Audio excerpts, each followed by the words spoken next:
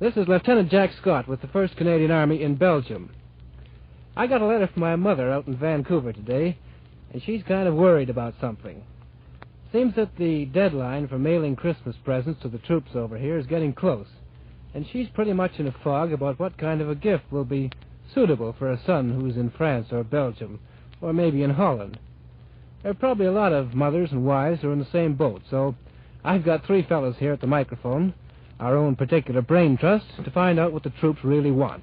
From left to right, here they are. Well, I'm Corporal Bob Christie from Toronto. Corporal Jock Monroe here. My town's Montreal. Right. And I'm Lance Corporal Walter Hall of Bowmanville, Ontario. Right. Well, now, how about this, Bob? Well, frankly, I hadn't given Christmas much thought, except kind of figuring the war might be over by then. But you're right, Jack. We're in a different boat this year than last, and I guess it's going to be tougher for the people at home to know what to send.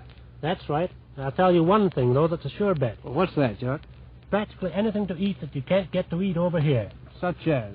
Well, canned fruit juices or tomato juice, biscuits, coffee, homemade candies, nuts, fruitcake, almost any kind of canned stuff. Except bully beef. Sure. Things like canned shrimps and lobster, even canned soup now that the weather's turning cold.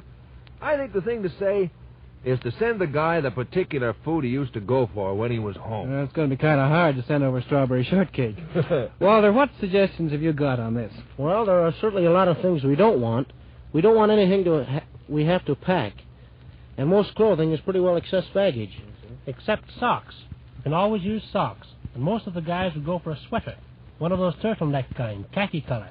Well, how about books? How about that, Bob? Well, yes, books would certainly be okay to get. I'd say especially the digests that have a variety of reading. Well, what about serious books? Well, that depends on the guy, of course.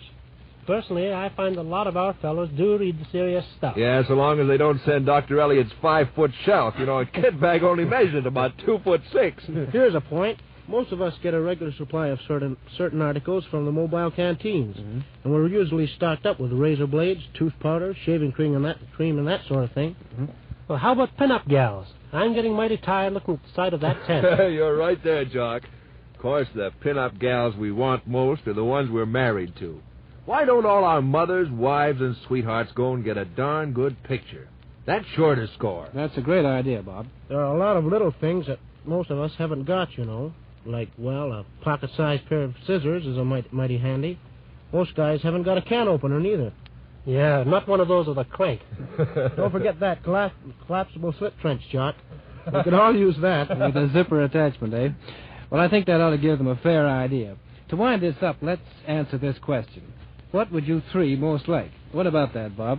Well, put me down for that turtleneck sweater. And a chamois leather vest. You're in. And, Walter, how about you? I'll settle for that tomato juice, thanks. And how about you, Jock? I'd like a pair of fur-lined leather gloves.